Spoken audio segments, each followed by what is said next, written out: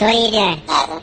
Nothing? Why not? I'm trying to get on this Lifestyle Radio website. Sounds like a cool website. Yeah, it's alright. Oh, wait, I might have it. You might have it. You're listening to Lifestyle Radio. The opinions expressed during this show are those of the individual participants and do not necessarily reflect the opinions of their associated organizations or Lifestyle Radio.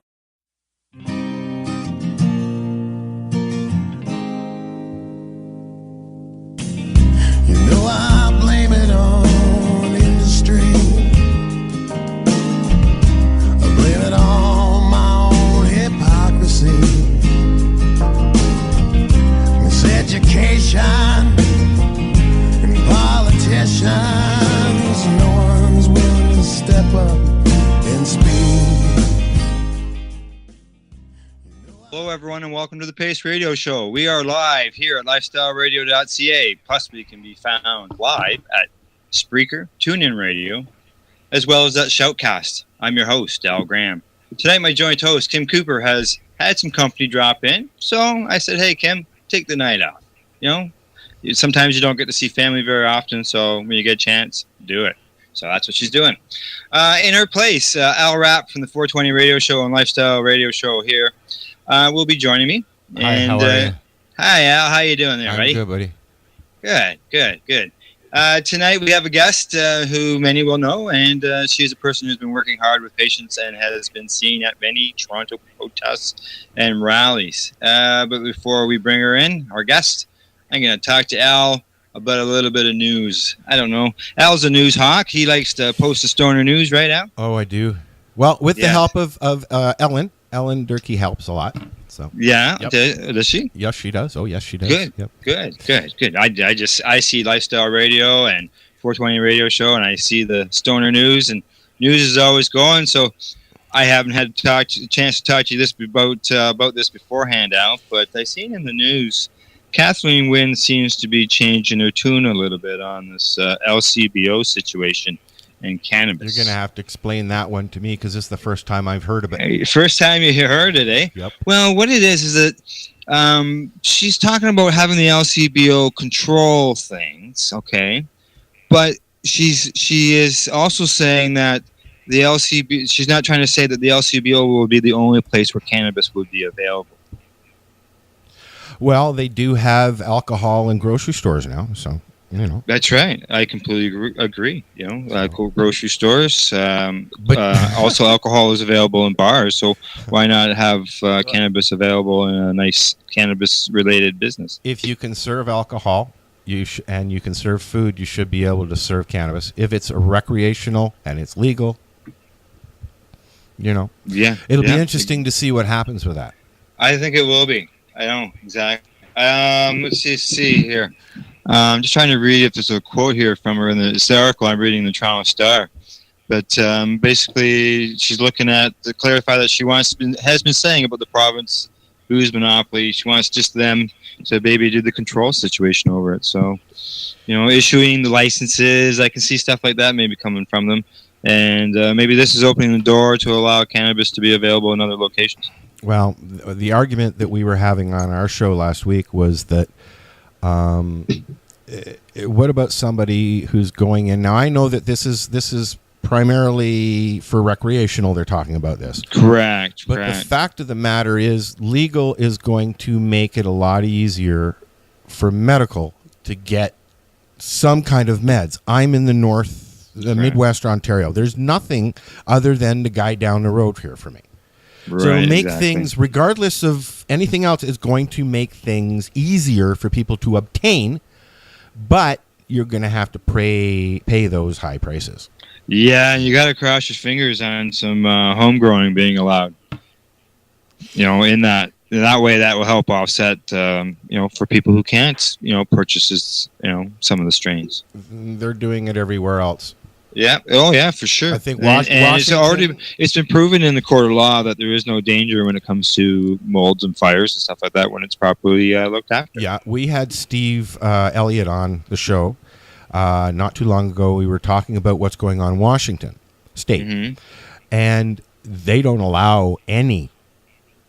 It's so bottled up. It's the one state that doesn't allow home grow. Yeah, and that's not going to solve anything. No, so they're trying to fight that now. But he was actually very adamant, Al, about warning the Canadian government not to follow Washington State. He begged them on the show. He said, please, anybody listening to this, don't follow Washington State. Well, I hope that they're listening, because I know even in Resolution 117 that came from the BC Liberals, that was voted at the Federal Liberals convention there, it said in there that they realized that home growing will have to be allowed because it'll never ever end. And I hope that they're true to their words. It's going to be interesting because I'm in a situation where I'm in housing, as you know. Mm-hmm. Yeah. And I couldn't grow here even if I wanted to legally, because they would just make things so fucking miserable for me.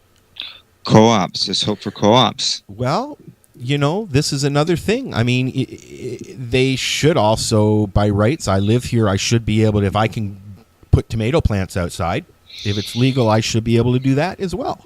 I can see some conditions on whether there's going to be a lot outside. of conditions. Yeah, because the MMER had that for the outside conditions. Yeah. Well, I mean, they're already tightening up. No smoking in the building, but I'm grandfathered in. So anybody after September 2014 can't smoke in the building. And that includes cannabis? Yeah, this is the smoking room in the building. The 420 room, yeah.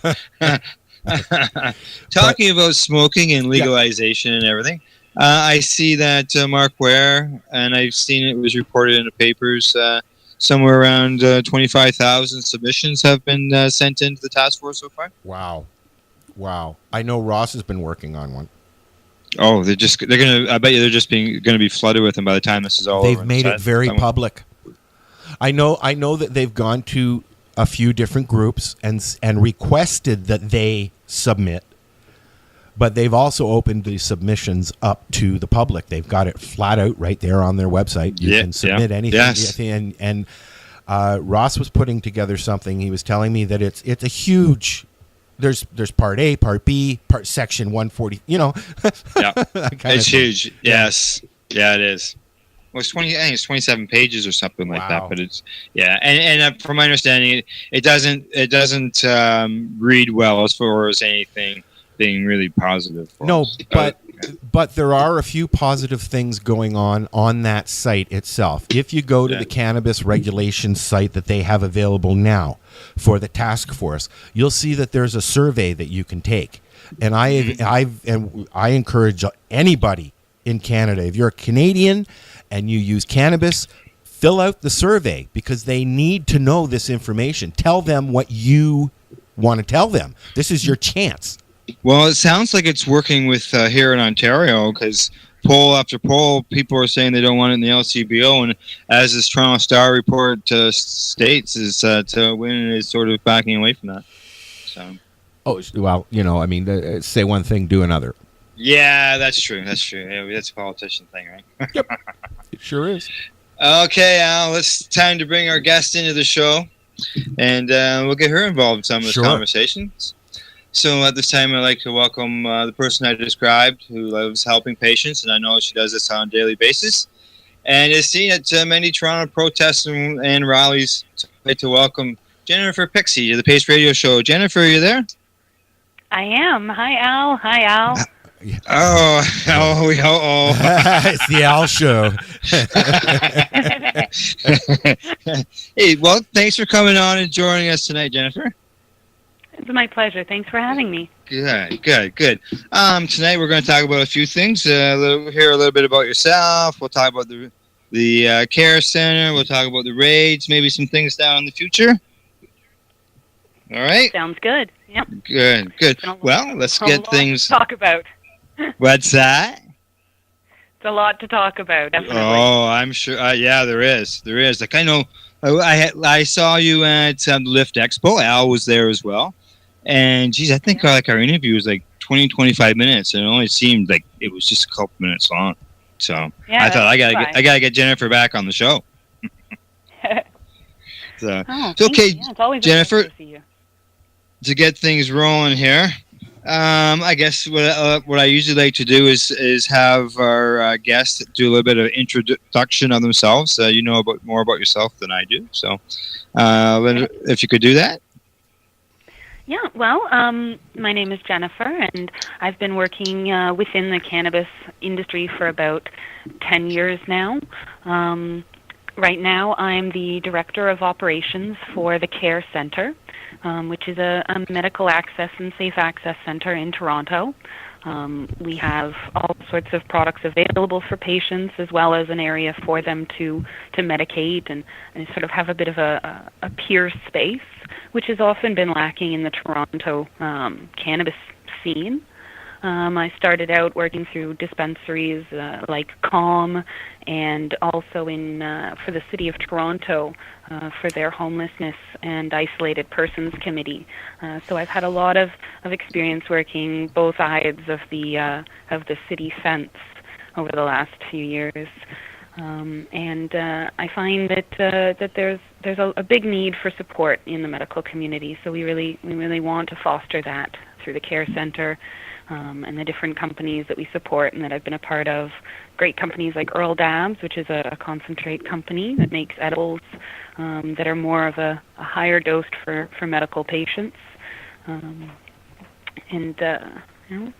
I'm very excited to keep okay, now on in as this. far as the care center itself, I'm going to get into more about your other stuff as the night goes along. As far as the care center itself, you mentioned dabs. Now, when it comes to what you guys offer, you got your herbs and that. As far as other things that you have, like when we see things on TV, it just seems to be talking about the herb end. Do you have other things that you guys offer to the patients?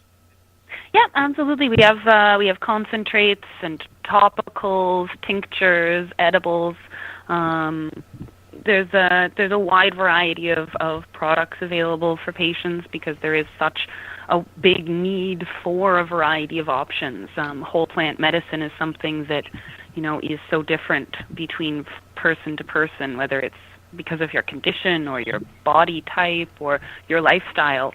There's so many different types of need that there has evolved in our community a wide variety of products and infusion techniques. And intake methods.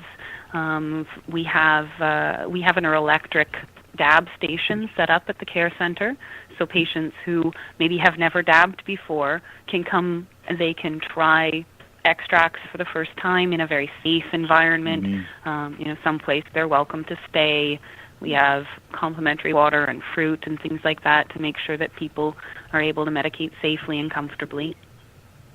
Now, when you talk about a place to sit and medicate, that's not like a vapor lounge type situation, right? Yes, absolutely. Oh, is it?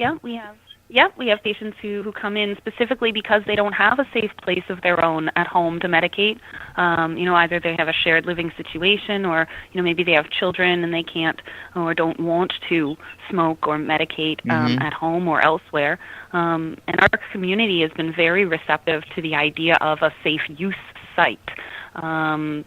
We're in the Bloor Court neighborhood of Toronto, and there are several shelters and drop-in centers and places where people of marginalized lifestyles are able to go and receive services and find out about educational opportunities and things like that.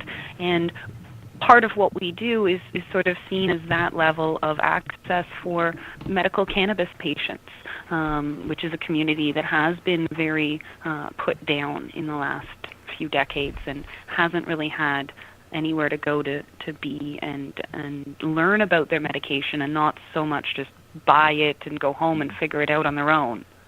I was going to say, you what you're doing there at the care center does sound a lot like what those other groups are doing. So you are in the right neighborhood, that's for sure. Yeah. We love now, our neighborhood.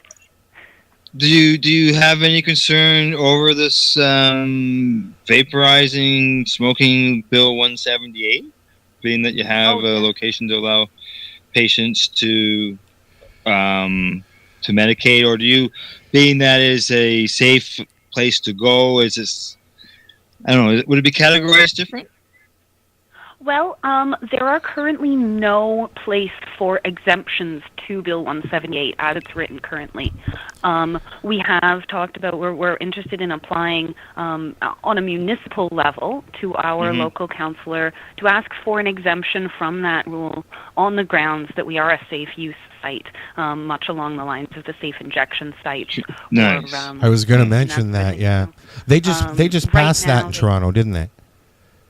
Exactly. Yeah, there's Yeah. three injection sites that are currently being looked at, and they've received a great response from the community as well, saying that this is something that's needed. Yeah. It's better to have a place for this than to not. But yet everybody's bucking because we want a place. Exactly. Yeah, There is. I also sit on our local BIA, our Business Improvement Association, for the Bloorcourt area, and we did have a discussion about the Project Claudia raids, and there was brought up the fact that the same people who seem to have a problem with the cannabis use in the dispensaries are the ones that are proponents for the safe injection sites and saying, let's get this off our streets and let's get it into somewhere where people can get the help that they need and get the access in a safer way. They're saying the exact opposite for cannabis, which is such a less detrimental substance. And in this case, this is with doctor's authorization as it is. This is something that is medically warranted. And to tell patients that they don't have a right to use it, but they have a right to possess it, is a very contradictory way to go about things, I think. Are you having a lot of people coming in with that are having issues in their living environments because of their medicine? Not so much that we've had or that they have had issues already, but it's concerns regarding their issues. We have several patients with young children who were very excited to learn that we had edibles because they had never thought of that as being an option. Yeah. We also have patients that live with elderly family members and prefer to keep their cannabis use private, separate and private, and just knowing that they have a place, they're never under an obligation to make purchases from us if they're a member. They have valid documentation. We simply want them to have a place to come and feel a sense of community and feel like they're not hiding in the closet anymore. Yeah. Exactly. You get because the more they can get out of the closet, the more they feel you're not forced to be medicating by yourself. You can get out, you can socialize, and visit with others and share stories. It's very bothersome when you have to look over your shoulder where you live all the time because there's a threat looming of eviction. Yeah. Absolutely. Yeah, I can just imagine. Well, I know of a patient who did, who's very close to me, who was seeing notices placed on the doors that if they found out who's smoking the cannabis in their apartment, they were going to be evicted. Bob Dillman went through it in Nova Scotia. Wow. Yep. Yeah. Let's hope you don't run into that, Jennifer. But that is a very big possibility. So it's good that places like yourselves allow a place for patients to go and medicate. Yeah, and we don't think that it should be something that is, forced out into the streets. And you're literally, by preventing patients from medicating in their homes and in designated areas such as vape lounges, the city is basically, and the province is basically forcing people to smoke pot in places like the parks, which seems illegal. To be just a step backwards.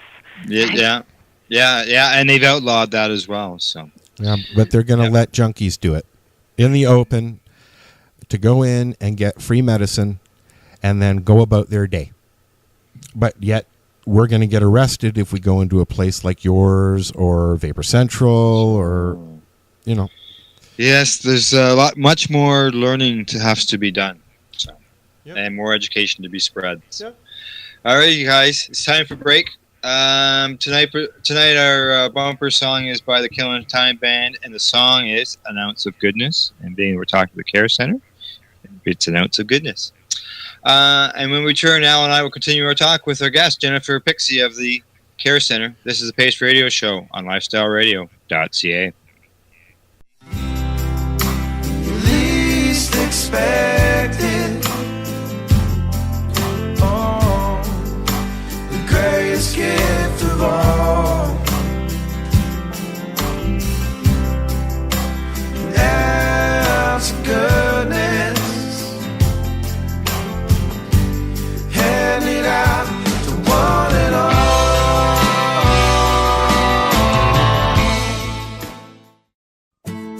Canada, the time to act is now. These days, your customers are seeking variety. Increase your earning potential by expanding your inventory with CC Nexus, Canada's largest cannabis seed wholesaler. CC Nexus stocks over 60 reputable breeders, including Canuck seeds, with a wealth of autoflower, regular, feminized, and CBD strains. All first-time customers will receive a free pack of Canuck seeds, plus a mug, t-shirt, and additional promotional materials. Add strains and increase your profit with CC Nexus, your Canadian-owned and operated wholesaler of cannabis seeds. Discreet, worldwide stealth shipping from Canada, supporting you locally. Call today, 1-844-843-7995, 1-844-843-7995, or visit us at ccnexus.global. The following is a public service announcement from the Canadian Therapeutic Cannabis Partners Society. The Canadian Therapeutic Cannabis Partners Society is a non-profit organization dedicated to ensuring improved access to therapeutic cannabis and cannabis byproducts in Canada. With a federal government that has committed to legalizing cannabis, we feel it is our duty to ensure that the medicinal use of cannabis doesn't get lost in the process and that there are clear distinctions made between the medicinal and recreational use of cannabis. It is our mission to ensure that government regulation doesn't get in the way of a sick, disabled, or terminally ill person's right to use or produce this amazing natural health product. If you would like to get involved, you can contact us on the internet. www.canadiantherapeuticCannabisPartners.com, on Facebook, CTCP Society, or search Canadian Therapeutic Cannabis Partners. This is Al Graham of the Pace Radio Show. Are you keeping pace, as in keeping people advocating cannabis education? If you're not, and you're a cannabis consumer, then why not? Others are working hard every day to help educate people about cannabis so you can enjoy your daily 420. Get involved and speak out. Be loud and proud so that you can keep pace. Tune into the Pace Radio Show every Wednesday at 8 p.m. Eastern Standard Time to hear about people advocating cannabis education here on LifestyleRadio.ca. Growing your own vegetables, flowers, or even medicinal plants can be a challenge without the right equipment and proper know-how. At BMA Hydroponics, not only are they your urban horticultural experts and suppliers, but their staff holds the customer's needs paramount to making a sale. Family-owned with decades of experience and knowledge, they offer free advice in person, by phone, or email. BMA Hydroponics wants to ensure you have the advice you need, which is why you'll find tips and tricks on different ways to grow, like wick, ebb and flow, drip, or aeroponic system, as well as other helpful links at bmahydroponics.com. If you can't find what you're looking for, just let them know, and they'll do everything they can to get what you're looking for. At BMA Hydroponics, each staff member also possesses a federal exemptee MMAR license, making their strong suit empathy, experience, and dedication to their customers. Because when you know how to grow, you'll have results that make you proud. BMA Hydroponics in Belleville, Ontario. Visit bmahydroponics.com. BMA offers cannabinoid testing, so if you want to prove you've got good medicine, head to BMA Hydroponics and prove it. When your problems seem 10 feet tall, and there's no one you can call, you can't find your words to say. Hello and welcome back. You are listening to the Pace Radio Show, live here at Lifestyle Radio. Plus, you can, if you missed tonight's live show, you can catch the podcast at iHeartRadio. That's right, iHeartRadio. That's located in the USA, as well as Mixcloud and at YouTube. This month's issue of Grassroots Advocate will be out in the next week. In the coming days, the paper copies will be available at supporting stores, and online version will be available shortly. I just got to get the links in there and then get her posted. That way you can go right to all the original articles that are in there. You can find Pace Advocate by going to, the Grassroots Advocate by going to the Pace website, found at pace-online.ca. Tonight on the Pace Radio Show, I'm joined by our guest, Jennifer Pixie, the Director of Operations at the Care Center in Toronto, plus Al Rapp of the 420 Radio Show and Lifestyle Radio. I gave Kim tonight the night off, and Al has volunteered to fill in. Well, I'm here anyways. Yeah.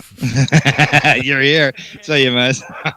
Hey, I appreciate that, man. No problem, Al, anytime.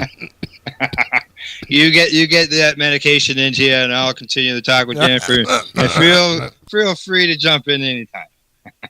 Okay, Jennifer. Before the commercial break, we're talking about the Care Center, and I'd like to continue that conversation with you. You mentioned at one point there about topicals and tinctures that are available. In the next week and a half, I'm going to be doing a talk at a location at Freedom Fields Nature's Ranch about the non-smokable alternative options that are available for patients out there. So topicals and tinctures, is this something that you find is something that's very popular in people who don't smoke? Yes, quite a bit. We have a few topical lines. We have Earl Debs has a fantastic cream called Canna Milk, which is a really good moisturizer, very good for surface epidermal layer issues, things like burns and scar tissue, things like that. We have some fantastic products from Canna Life Botanicals. They make a wide variety of topicals, things like arthritis balm, which is targeted to deep penetration. I've even had patients tell me that they've been able to stop migraines by rubbing the arthritis balm on their temples. Nice. And then even whole body things like they have bath salts that many patients with mood disorders have found to be very calming. Sometimes inhalation can be a very sudden and overwhelming effect for some patients, especially patients who are new to cannabis and haven't previously used it recreationally before they discovered the medicinal qualities. I have neuro issues, and I use the Cannabalm on it. On my feet, on my hands, everywhere. So I get the burning from diabetes and that, right? There you go. That's a user's experience. Yeah. Oh, yeah. Every day. Oh, yeah. Good stuff. And this stuff is available through the Care Center. Yep. Yes, we have all those options, and as far as it goes for tinctures, we have a great company called Dragon Elixir, and there's a nutritionist that blends whole herbs along with cannabis to give more of a holistic effect to the tinctures. The flavor is fantastic. I know a lot of tinctures have that very, very bitter and almost cinnamon flavor to them, whereas these we have one that is a cocoa flavor to it, which is meant as a male virility aid, and it's fantastic. It contains a number of herbs and roots that are energizing and help get the blood flowing. And then we also have one that is more designed for respiratory issues. It's based with echinacea and elderberry and elderflower honey. And it's very nice when you, for example, are feeling under the weather from a cold or a flu and you just can't smoke. A lot of our patients have found that the tincture is able to sort of tide them over through those periods where, regular edibles just don't take effect fast enough. So the effects of a tincture that are absorbed right into the bloodstream.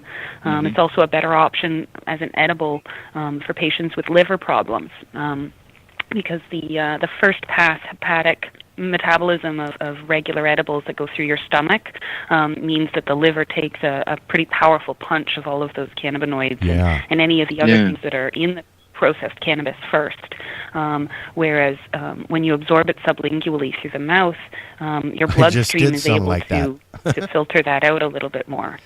Can you, speaking of tinctures, because I'm a big fan, I make it myself,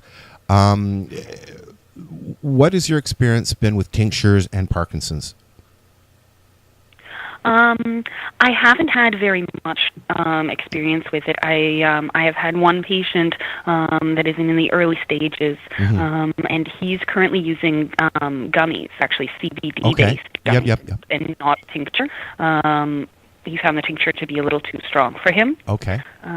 But the CBD-based gummies that we have from Violet Haze, have been really effective for him in order to control a lot of the tremors and the racing thoughts and sort of traveling mind, yes, as he called it, seem quieted by the CBD-focused aspect of those particularly. Okay, yeah. I'm always interested to hear about things that my father has Parkinson's, so I don't know. The Dragon Elixir might be a little strong. Yeah, he's never used it before. I'm actually going down to see him. I'm thinking about, asking him if he wants a little squirt, see what it does. Yep, that's great. Yeah, he's always refused it. Being that go on, Al. Tinctures can be made with more than just alcohol, right? Because I'm sort of looking at myself, for example. I was on 2 medications that I wasn't allowed to consume alcohol. Yep. So do your tinctures just come alcohol as the extraction method, or do you know whether they use other methods as well? I know that Earl Dabs makes a tincture available on request that is a propylene glycol base, yep. Which is an edible foodstuffs product. Yeah, that's what I use. Vegetable glycerin. Yeah, it's a vegetable glycerin. Yeah. Yeah, and I know that one is an alcohol-free version. I think it was designed initially for younger patients as well. That propylene glycol type of infusion, patients that have a history of alcohol issues, and then again, many medications do interact with alcohol. I've also heard that the propylene glycol is great for somebody who has diabetes. That's what I heard too, as well.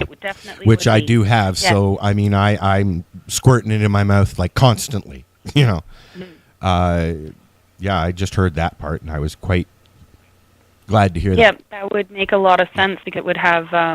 It shouldn't have any sugar, and the alcohol wouldn't speak.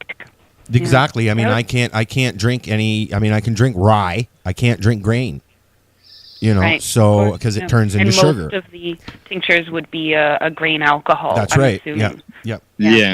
Yeah, and people with just dietary issues, like even with edibles, like I'm dealing with Crohn's, so dietary issues, and being able to do a tincture is an alternative to allow a patient to get out into a location where they can't consume, whether they're at a mall or into watching a movie at a theater. Your tincture doesn't affect your Crohn's? By tincture, I don't do a lot of tinctures, to tell you the truth. Okay. I actually have been making some, tinctures. I've been making the coconut oil lately. But as far as tinctures, I haven't been making them because I don't have access to the grain alcohol. Oh, and okay. I did make some with glycerin. Yeah, I made 500 milliliters or so the other day with glycerin, 2 cups. Really easy, 4 hours. Yeah. And then in 8 hours, and then bottled it up, strained it and bottled it up. It's really easy to do if you have the time. But if you don't, it's nice to have places to go and get it. Just like cannabis, Exactly, yeah. And you're getting choices and stuff like that when you go out. I don't have the extra money personally. I'm on ODSP, as you know, Al, and I go out and I'll spend $20 on 5 different flavors, and I can have a flavor every day. Different. Yeah. Right. Well, you can also find out information about other options that are available, and network with other patients. We have several patients that have been able to network with their MMARs through our center, and sort of create something a little beautiful there with that ability. People who would never have met without somewhere to go and feel free to be able to converse about their gardens or their individual conditions and what specific strains have been the most effective. There's not. It's even hard for somebody who's got a private garden somewhere and they're running to like mites. They don't know how to deal with it. Where do you go to ask those questions? You can go on the internet and search it. But in a situation where it's your medicine and like this is your year's worth of meds, you need somebody who knows what they're talking about. So it's nice to be able to go into a resource center like yourself, or a dispensary, or compassion club, or even a vapor lounge where like-minded individuals are. Yeah, Exactly. Exactly. Social clubs like they used to have. They're called bars. Yes. There's something that I haven't seen for a while, Jennifer, when it comes to the centers. I used to be a member of one that's no longer a center anymore. They actually have sold and been bought. And what they used to do is they would have a compassion program within the dispensary, and it was something like along the lines where people would actually bring in joints and have them available for people who maybe couldn't afford a gram or two, but there would be this little spot there where they could get a joint or something. Yep, we have a couple of different ways that we try to help patients that might be a little bit financially unstable. We have our honey pot, which is at the cash register, which can make up for potential lack of funds for patients. Sometimes Pass it forward type situation. Exactly. We have a lot of patients that just say, leave the change in the honey pot, and then the next patient that comes in who doesn't have enough for maybe what they were hoping to get, we can help them out on that aspect. Nice. We also That's have great. a take a roach, leave a roach container, because we have patients that are smoking there as well. Yeah. We have several people who take advantage of that. They're able to either supplement their cannabis or just come by, know that there's going to be something there for them to medicate with, just to make that day possible to get through. And we have several patients that bring their roaches from their home or their spot, as well as the staff. It's a nice little jar, and we top it up as we go. Good. It's as a patient, I appreciate a business is doing that to help out others. Just so you know, Al, go another minute here before break. I know he's sending you the message. But Yeah, okay, Al. I'll put this out now. That's right. So before we go to break, Jennifer, can you tell us where people can join? We have. The care center has 2 locations now. That's right. Yeah, you guys just opened a second one, didn't you? Yeah, we just finished our grand opening on 7/10 for our new location at Bathurst and Shepherd, and we're on the 2nd floor at 652 Shepherd Avenue West, which is just past Bathurst, just west of Bathurst. Mm-hmm. And if you need a wheelchair-accessible location, you can find us at 948 Bloor Street West, which is at Bloor and Ossington area. We're just off the subway in the back entrance on Delaware. And that's fully wheelchair-accessible, very easy to find us. And you can come in, bring in whatever paperwork you have, whether it's an MMAR, MMPR, or your doctor's authorization, and we can go from there. Great. And you've got, so basically, do you run, I call it old school, and that's where they fill out the paperwork, you verify that through the doctor, and then the patient joins? Yes. Yeah, okay. Yes. That's for people who are not presently MMAR or M. Exactly. If you don't have a federal license either yet, or if it's not in your plans, and you've spoken to your doctor about using medical cannabis, and they feel that you have a condition that could be medically benefited, they can simply sign our forms, and we verify that they're licensed as a doctor, and that this is something that they're aware of, and that way patients can access it, while they're in transition when they need. That's I've been involved in the cannabis community for a few number of years now. Just a couple. And that's just a few. And that was the way I understood it. The way back in the day, I call them the old school, verifying, making sure the paperwork, the due diligence, versus just opening up, filling out a paper, self-declaration, I guess you would call it, and then serving people. So when I was there's a lot to be said for recreational or even just as a general stress and well-being, and that's definitely coming. But right now, it's a medical need that we're trying to to fulfill. Do you think And, that doctors are going to take note now and actually try and learn something about it? Or do you think that they're just going to continue what they're doing? I think a lot of doctors are scared. The amount of negative reports that have been sent to them from their own regulatory bodies, whether it's the Canadian Medical Protection Agency. Well, they've actually been threatened. Some.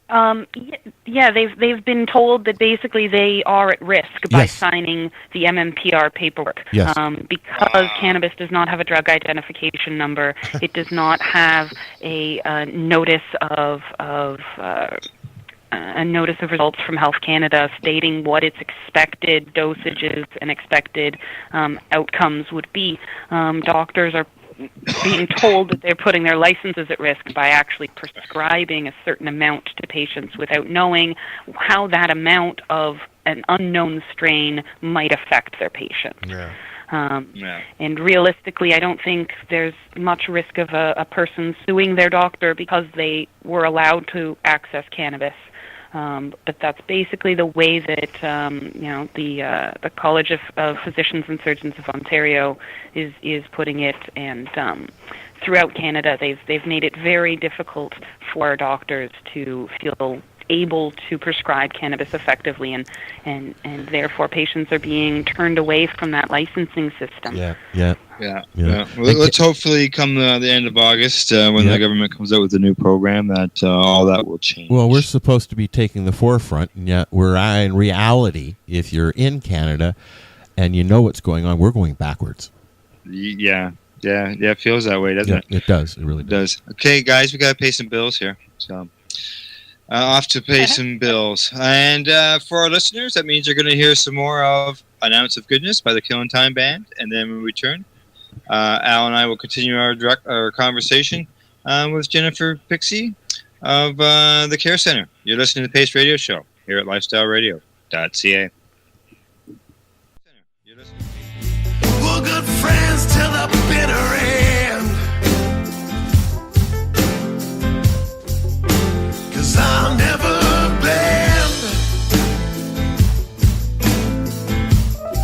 You know we're bound by our sins. Promise you this, my old friend. Growing your own vegetables, flowers, or even medicinal plants can be a challenge without the right equipment and proper know-how. At BMA Hydroponics, not only are they your urban horticultural experts and suppliers, but their staff holds the customer's needs paramount to making a sale. Family-owned with decades of experience and knowledge, they offer free advice in person, by phone, or email. BMA Hydroponics wants to ensure you have the advice you need, which is why you'll find tips and tricks on different ways to grow, like wick, ebb and flow, drip, or aeroponic system, as well as other helpful links at bmahydroponics.com. If you can't find what you're looking for, just let them know, and they'll do everything they can to get what you're looking for. At BMA Hydroponics, each staff member also possesses a federal exemptee MMAR license, making their strong suit empathy, experience, and dedication to their customers. Because when you know how to grow, you'll have results that make you proud. BMA Hydroponics in Belleville, Ontario. Visit bmahydroponics.com. BMA offers cannabinoid testing, so if you want to prove you've got good medicine, head to BMA Hydroponics and prove it. The National Task Force on Medicinal Cannabis is a group of not-for-profit organizations dedicated to influencing government policy with factual evidence. Our mission is to ensure that a constitutional medical program is developed that will address the concerns of all Canadians that require therapeutic cannabis. The task force is looking for dedicated people who are willing to contribute to our cause. We have formed this task force to foster a unified approach and focus on lobbying the federal government and Health Canada. We represent the combined expertise of thousands of patients with more than a decade of experience.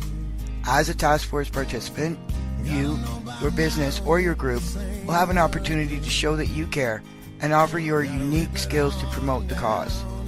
If you would like to get involved, go to medcanataskforce.org. That's medcanataskforce.org and use the Contact Us link to get started. Help us help you. Tune into the Pace Radio Show and catch Kim Cooper, Debbie Stoll-Skiffen, or Allison Merlin, along with myself, Al Graham, as we talk to Canadian and international cannabis advocates who are working hard to help patients and to end cannabis prohibition. Catch us live every Wednesday at 8 p.m. Eastern Standard Time here at LifestyleRadio.ca. Canada, the time to act is now. These days, your customers are seeking variety. Increase your earning potential by expanding your inventory with CC Nexus, Canada's largest cannabis seed wholesaler. CC Nexus stocks over 60 reputable breeders, including Canuck seeds, with a wealth of autoflower, regular, feminized, and CBD strains. All first-time customers will receive a free pack of Canuck seeds, plus a mug, t-shirt, and additional promotional materials. Add strains and increase your profit with CC Nexus, your Canadian-owned and operated wholesaler of cannabis seeds. Discreet, worldwide stealth shipping from Canada, supporting you locally. Call today, 1-844-843-7995, 1-844-843-7995, or visit us at ccnexus.global.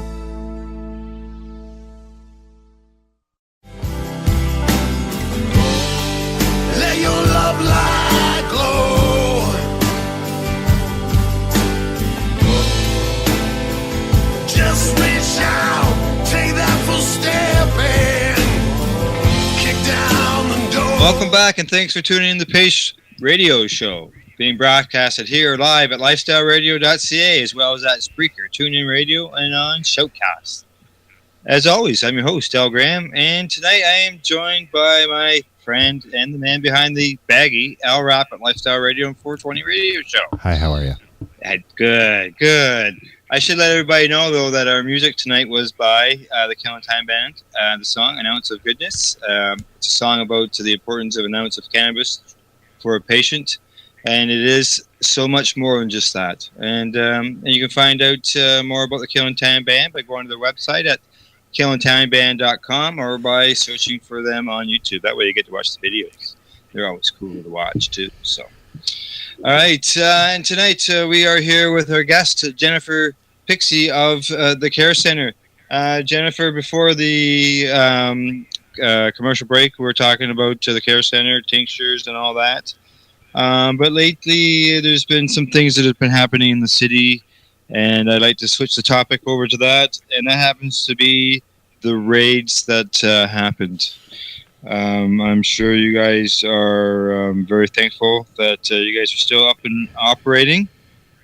We are, and our patients are very thankful too. Yes. But that's not to say that a lot of them aren't scared, definitely. Yes. What effect, basically, has it had on the community and the patients? Like, all of a sudden, 43 locations. That's got to be thousands of patients that were all of a sudden looking for a new place. Yep, we've had several patients come in with cards from other dispensaries, some of which I've honestly never even heard of. And they say, like, well, is this good here? And, I talked to somebody, and they said this would be good places, and... What are you doing with that? Is somebody I can give you some paperwork to take to your doctor, but now let's say some of the places that you knew. Like if I came in with my COM card and said, yes, they're shut down, I need a place to get my medicine, and I have my MMAR, am I going to be able to be getting some medicine, or am I going to have to go through the whole process? Well, absolutely. With your MMAR, it makes it a lot easier. But from centers that we are able to verify it, kind of thing, right? To verify or diligent as far as it goes for their especially ones that you recognize. Yeah, exactly. Well, that's good to know for people who are listening that maybe who are still looking for a place out there. Because I may be seeing you soon. I've been there, Al. I was there for the grand opening. I have literally, up until to date, only been to COM. Really? Well, I'll tell you, it's a very nice location. Go in and see a few people. There was no problem accessing. Awesome. I'm actually on the website, and I'm loving the layout. The slideshow. Yeah, the little slideshow that's going on. I'm just kind of, I like watching TV. Yeah, it's very bright. And Jennifer, I believe you get when you become a member, you get a pass card, right? In order to be able to access the member section? I'll just call it that. So our downtown Bloor location has a front reception area that's open to the public, so that patients, family members, just curious people can come in, sit down, find out more information about cannabis and how to access it medicinally and how to talk to your doctor. I'm looking at the kind couches. of a conversation. And then there's a locked door that's accessible from a swiped card that unlocks it and allows you access to the medical center, where we have on display all the types of cannabis available in dried form. We have little sample jars so that patients can actually see and smell the cannabis and touch it and squeeze it, and if necessary, use the volcano. Give it a hug. Try some. Find out if this, there's a lot of different pink cushes out there, for example. And this one might be great for you. This one might not be. And it would be unfortunate to spend, a lot of our patients come in from out of town. They're spending their month's availability on meds, and they can't risk that it's not going to work because they can't not function this month. Yeah. Exactly. Now, when the raids, obviously, they really jumped on everybody about the edibles. Claiming not proper markings. There's no but yet it was all over the GMM. And yet you could see in some of the pictures and the videos there was products that had that kind of information, THC levels, CBD levels. Is that something that did you guys shy away from the edibles after the raids, or are you still doing them? We still have edibles available. I think it's very important to maintain access to those types of products. The Supreme Court of Canada have very recently indicated that patients must have that access, and specifically in the R versus Smith case, where it is a dispensary that was providing that access. I think the precedent has been set that is something that is necessary. It's very important for patients who aren't able to make their own edibles to be able to access them. And I think that proper labeling is very important as well. Allergy warnings and nutritional information, as well as ingredients lists on top of the dosing and strain information and things like that. These are all parts that would go into a proper medicinal edible company. And we try our best to only provide companies that are up to the level that we believe our industry should be. Oh, there's some very professional looking stuff out there. Are you when the day comes when maybe we're legal? What happens with you folks then? Will you continue just sticking with medical access, or will you be catering to the rec market as well? Ideally, we would be able to open up a location that would be recreational, and that might be able to support the not-for-profit, the medicinal aspect. I think the care center, as it exists now, is very important to maintain as a medicinal-only environment. Good. I think that once that recreational side of things comes, perhaps some of the taxes that are being collected on that type of sale would go back into educational materials and medicinal support programs for They're patients. doing it in Colorado. Yeah, exactly. It's paying for schools. There's so much need and there's so much availability there. The tax dollars that could be used, and by maintaining a separate and accessible medicinal market, you're allowing for those patients to be able to keep accessing their medicine, because if you place it in a store, in an LCBO, in something like that, medical patients are probably not going to be able to find the products they need at the prices they're able to afford. Or get the knowledge that they need from somebody who knows actually what they're talking about. I mean, you need at the LCBO, they have at least one person there that knows what they're talking about. Okay. Well, they're trained too. That's what I mean. They go out. They go out to drinking. They go out to learn how to train. drink. Correct. Yeah. Like an educational seminar. Yeah. And why not do that same thing with cannabis as well? Well, maybe they actually have bartending schools. Why not budtending schools? Yeah, exactly. Yeah. I think regulation would be good for our industry overall. But it would be nice for them to allow us to speak, not just on these, on this public consultation paperwork they've got posted, but actually have somebody involved, on the task force. Yeah, having stakeholders at the table is a key part of creating legislation that will be effective for the long term. Which they still don't have. The last time they did this, they made the MMPR. Not only lasted for 1 year before it was overthrown in court as unconstitutional. Well, I'm of mind to, and I have people agree with me, and one of them is a very prominent lawyer, and that is that back when the case originally came back out with Terry Parker's case and all those other ones along the way, that the government was given 12 months to come up with a workable program. We're 200 months later, many years, 11 rulings of unconstitutionality. How long does this, is there an extension? I haven't heard anything about any extension for a workable program. And apparently even in the Smith case, it was brought up through one of the judges were saying that, hey, this is our, this really is odd. How long is this allowed to go on? Shouldn't cannabis just be legal now? Because that 12 months expired many years ago.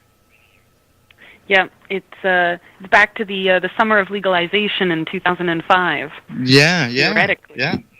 Right? Yeah. But, Terry Parker, all that stuff that was going on. I didn't smoke pot. It was actually legal for a year and a half. They had to drop charges, and thousands of charges. That was in that 10 years where I didn't smoke anything.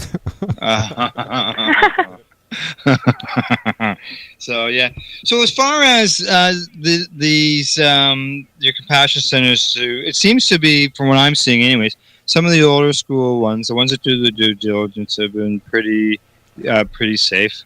More of these open door policy ones have had some visits by law enforcement. Now, what I'm finding out here where I live, more rural, I'm situated in between two reservations, and they're both running dispensaries, and they're running legally. Are they open now?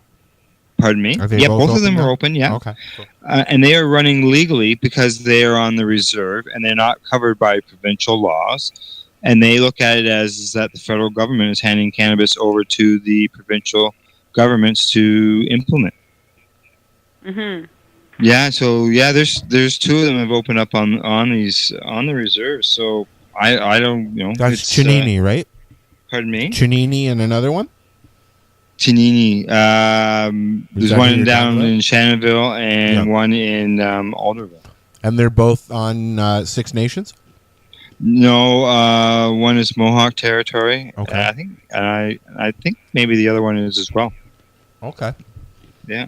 Yeah. So I'm not familiar with the different laws that govern native status, but it's my understanding that they can pretty much do what they like. Yeah.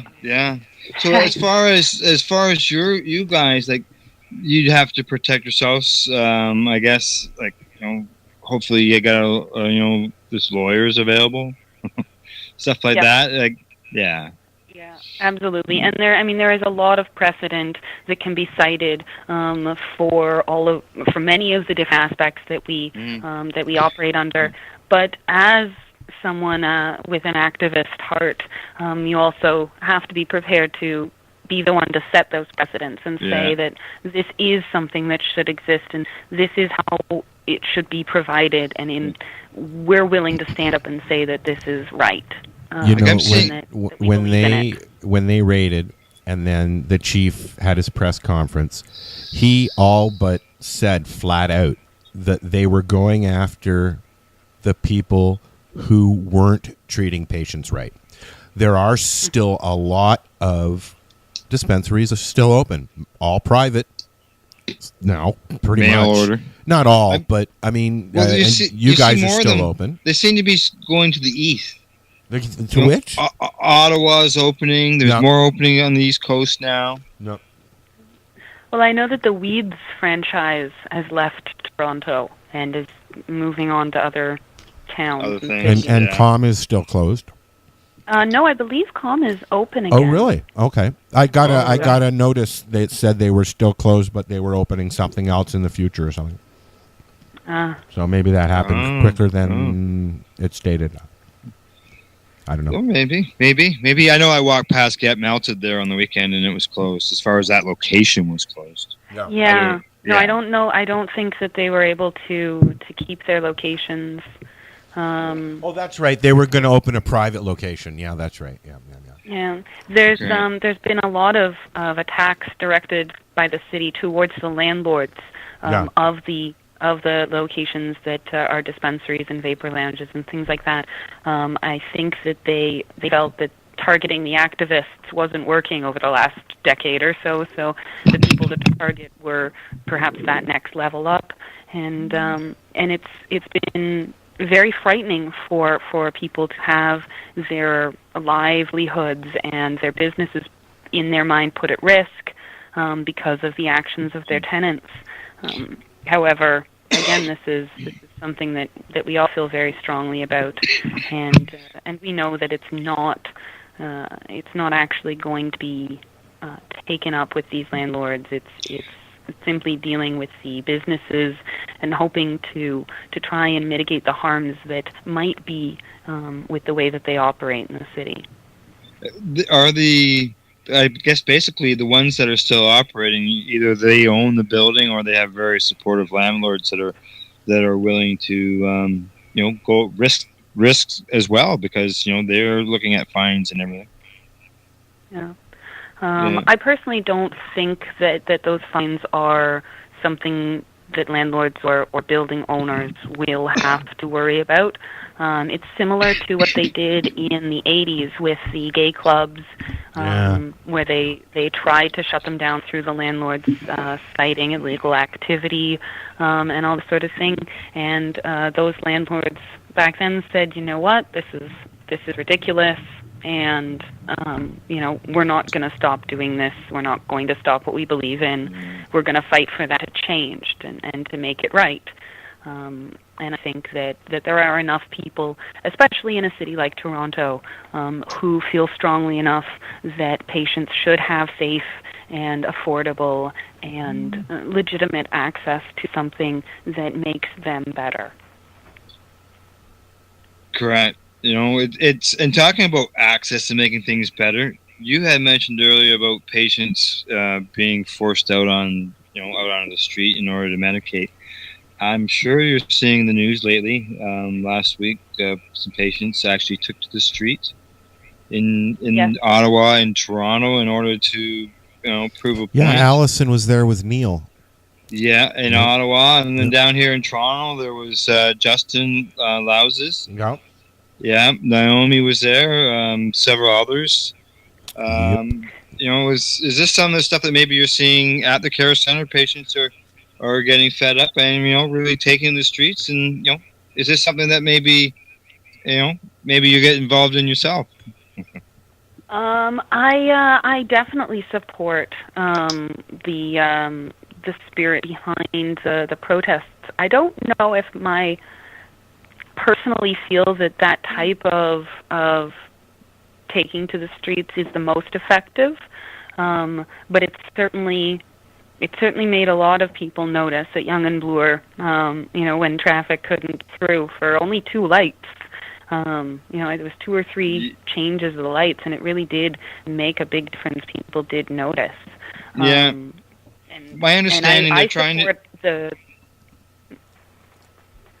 My understanding. I support the people acting on all aspects. That's correct. Letter writing campaigns, petitions, phone calls, taking to the streets with signs. All of these things add up to a big impact, and I think one avenue isn't going to be, correct, the one route to success. Well, talking about advocacy and talking about doing things differently, are you involved in any of the groups like Women Grow or anything else in Toronto? Yeah, we marched with Women Grow at Pride, and it's a fabulous group of people, not just women, but it's great to have a very supportive female activity group in Toronto. There are a lot of female business owners and entrepreneurs and staff that are really making a nice supportive community within our cannabis community. And I'm always wanting to be involved more with protests, and we try to get the information out there as much as possible, put it into words, and get it into the hands of the people who might not know about all the different aspects of medical cannabis access right now. Exactly. Now, other advocacy work that you're involved in, you marched in the parade. Obviously, you're attending the GMM and the other events in the city. Where was I going with that? Is there any other events? Let's see. Is that the care center itself gets involved in? Like as far as public education, let's say as far as non-cannabis related. Mm-hmm. Well, again, we're active on our local business association, so we take part in the local events for our community, street fairs and things like that, trying to, sort of show a little bit more of the personal side of our cannabis community to our street community, our neighborhood. We try to take part in, we're involved through a lot of that, the business association in that way. Yeah. And each member of our staff has their own sort of avenues of interest. Diane, my mother-in-law, does a lot of individual work with our patients on, terpenes and all the different aspects of the cannabinoids and how they affect each individual and their condition. But it tends to be a much more focused, one-on-one type of experience through the care center. Good. Now, you mentioned earlier also that you help people, homeless people as well. You're involved in something there? Yes, it's been one of my one of my pet projects, I suppose, for more than a decade, dealing with youth with concurrent disorders, being mental health and addiction issues. I worked with the City of Toronto for the Streets into Homes project, trying to find further avenues for those people who are being left behind by the traditional outreach methods, such as drop-in shelters and communities. So I worked with the Toronto Youth Cabinet as well on a lot of youth issues and the access to TTC and educational programs through the province as well. So you've been involved with helping people, patients, whether they're cannabis related, somebody dealing with mental health issues, homeless people. You are a really caring person and sound like you spend a lot of time helping people. So thank you for that, Jennifer. Oh, that's my pleasure. It's a wonderful feeling that I'm able to get when I'm able to help someone. And I've received so much amazing support from all sorts of different parts of our community as well. And I couldn't do anything without them. Yeah, I know another person there in the city, Amy, which you would know as well. She deals something to do with the homeless people there at Christmas time. And a friend of mine, Anya Ganja, that's her she Twitter gives out handle. Doobies. Pardon me? She gives out doobies. She gives out doobies. Yeah. But her herself, she has a lot of experience in the mental health issues. Yeah. And with cannabis and stuff like that. She used to help us with the treating yourself at the shows and that, as well as a year ago she helped me at an event in Belleville. We were showing the Culture High at the Belleville Doc Fest. So it's always good when people come along and they have that concern to have somebody there that's available to talk about those issues. And people walk away happy. And that's an awesome movie. Yeah, it is. Yeah, I've actually had, can't remember his name. Jared? No. the director of it. Adam Scourgy? Adam, I know Adam. Yeah, I've had him on the show a few times. Great guy. Yeah. And The Culture High is a really good movie too. If you haven't seen that one. That was the one that we did at the Belleville Doc Fest, and we had people come in and watch the movie. Yep.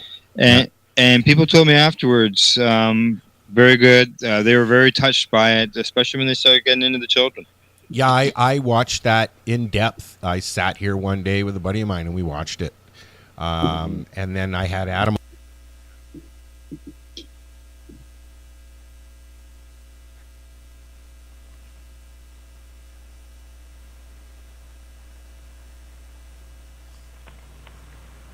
Oh. You had Adam on?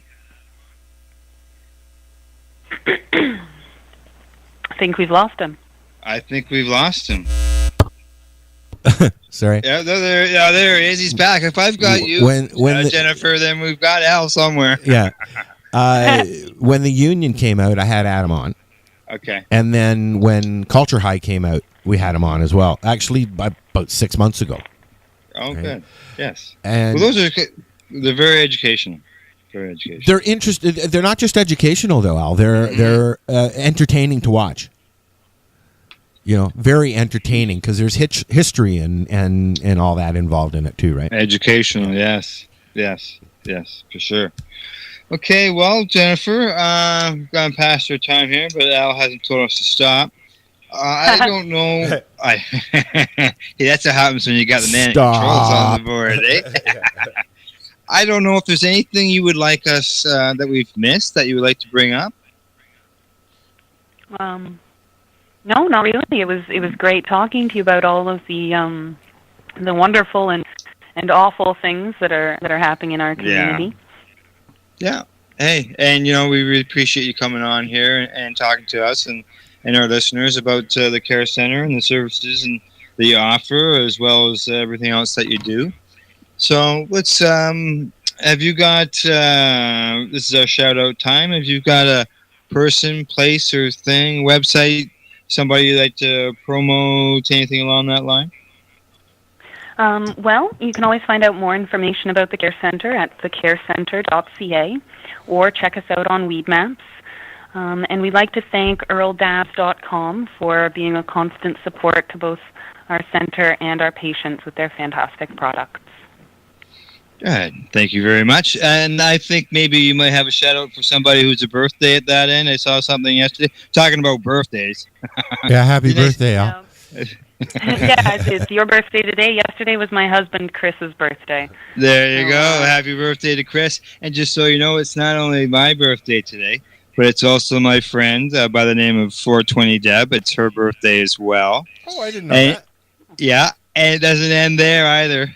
There's also, I found out today that a friend of mine who hands out paste brochures at his business in Hamilton, Anthony Foster, it's also his birthday today too, so happy birthday to Anthony as well. So today is the birthday show. Great, everybody's in good company. Yeah, that's right, exactly. Okay. Well, this is just a reminder to let everybody know that I'll be back next Wednesday with my joint host, Debbie Stoltz-Giffen. That's after she's got any life left after the Mums Festival. She's probably going to need some time off, and she's going to be very, very busy. You can find Pace on Twitter at Pace Radio, and you can like us at Facebook as well, and you can find us on the web at pace-online.ca. Thank yous go out to our sponsors, the friendly folks at BMA Hydroponics, who are located in Belleville, Ontario. CC Nexus, Canada's largest cannabis seed wholesaler. So you can find them at ccnexus.global. To Al Rapp, Lifestyle Radio. Hey, thanks, Al. You're welcome, Al. Anytime, buddy. Also, a big thank you to our guest, Jennifer Pixie of the Care Center located in Toronto as well. A big thank you to you, our listeners, for tuning into the program. Thank you, and good night. Thank you. So what are you doing? Nothing? Why not? Trying to get on this Lifestyle Radio website. Sounds like a cool website. Yeah, it's alright. Oh, wait, I might have it. You might have it. You're listening to Lifestyle Radio. The opinions